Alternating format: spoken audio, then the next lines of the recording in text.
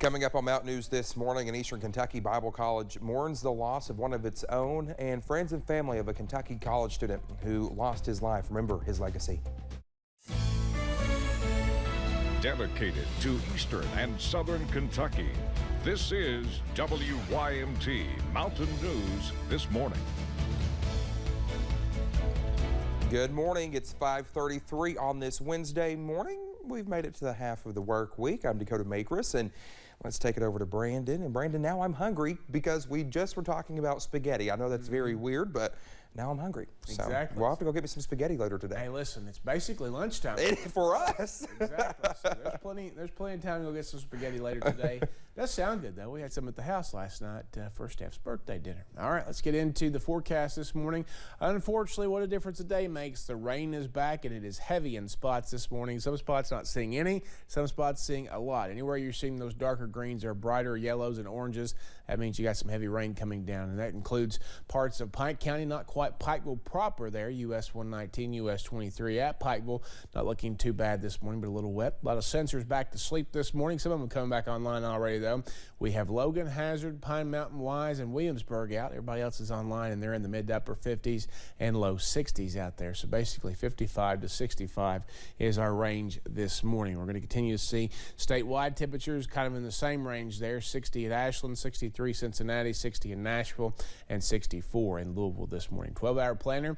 Sunrise at 7:32. Some of you may see it, some of you may not. Sunset at 7:48. I think a lot of you may see that tonight, but it'll be back and forth throughout the day with breezy conditions and rumbles of thunder, which could lead to a stronger storm or two by this afternoon. Dakota? All right, Brandon, thank you so much. Well, a college in Pineville is mourning the loss of a beloved administrator that died unexpectedly last week. WYMT's Keaton Hall went to Clear Creek Baptist Bible College to learn about the legacy Matthew Black left behind. A sudden death in an entire college in mourning. I took a mission team to Dominican Republic, and we landed in Miami when we found out of his passing.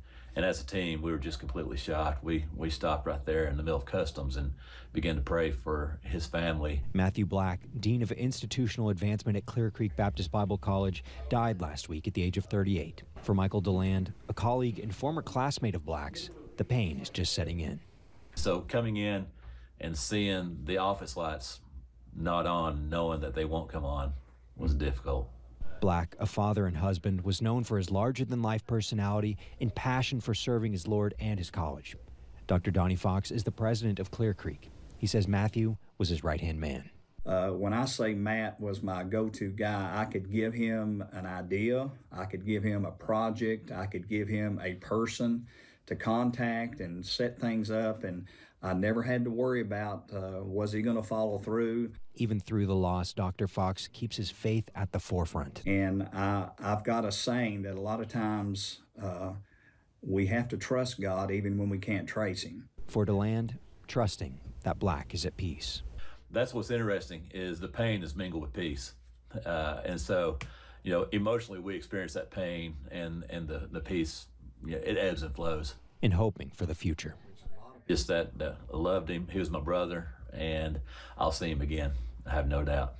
In Pineville, Keaton Hall, WYMT Mountain News. Well, the funeral service for Black will be held at 11 this morning at Southern Oaks Funeral Home in Somerset. Well, yesterday a vigil was held in Moorhead for a student killed in a car crash in Florida. Stephen Bowling, also known as Breck, was a Breathitt County native and attended Moorhead State University. His fraternity brothers Grayson Rulin and Christian Schneider are in intensive care. Friends and fraternity brothers shared how they will remember him. There's not a word to describe Breck. There's really not, because Breck was so many things. It's a shame to put one label on him because of the big impact he made in such a short amount of time of working with us. Never did he have a dull moment, always making us laugh. Well, Breck's family was also there to remember his life. The family has established a memorial scholarship in Bowling's name. A woman is now in jail following a shooting in Leslie County yesterday. Deputies with the Leslie County Sheriff's Office responded just after noon yesterday to a call of a man shot on Lower McIntosh Road. While at the scene, they found a man with a serious gunshot wound. He was treated and flown to a hospital. Deputies arrested 44-year-old Shandell Owen Johnson of Chavies in connection with the shooting. She is now being held at the Leslie County Detention Center and is charged with assault, wanton endangerment, and terroristic threatening. Kentucky State Police troopers were called to a shooting Monday in the South Williamson community of Pike County. After arriving at the scene, they discovered Philip May was shot. They believe an altercation between him and Jimmy Crabtree led to the shooting. May was taken to a nearby hospital with non-life-threatening injuries. The investigation is ongoing. A Lawrence County attorney is planning to plead guilty on criminal charges. The Lexington Herald-Leader reports attorney Michael Hogan agreed to one charge of conspiring to commit wire fraud and one charge of theft. An attorney for Michael's wife, Joy, filed a similar motion that she will plead guilty. She is facing one charge of conspiracy to commit wire fraud. Michael and his wife are suspected of diverting money from property tax collections between March 2013 to April 2020. Emergency crews in Hazard responded to a fire at the Kentucky River Regional Jail here in Perry County yesterday. WYMT's Zach Hawk was there as they took control of the situation. A fire broke out right around 1:30 p.m. on Tuesday at the Kentucky River Regional Jail. Upon arrival, we found heavy smoke coming from the roof. After further investigation, it was determined that the fire was within a dryer exhaust duct. The fire was contained to the exhaust duct. Firefighters dismantled the vent, deployed the hose, and extinguished the fire. No fire extended anywhere in the building, minor smoke and water damage, no evacuations or any injuries. Jail Administrator Lonnie Brewer says jail workers would follow several protocols if inmates needed to be evacuated. We go through a side part where we have our cuffs actually sitting at now waiting in case we had to. And we would take them from here by bus. We'd get hold of our local school system. They would send our buses up. And we would transport them over to the National Guard Armory, where we would have a staging area until we could get them to other jails. Concerning the cause of the fire, officials warn that dryer fires are some of the most common that they respond to. Make sure that you clean your dryer ducts annually. Be careful about overloading the dryer and always monitor the dryer while it's in use. Brewer added that he is proud of how quickly his team responded to a dangerous situation, immediately moving inmates to a safe part of the building. In Hazard, Zach Hawk, WYMT Mountain News. Well, we are told the damage appears minimal. There will be substantial cleanup required, but they do not believe anything structural is at risk.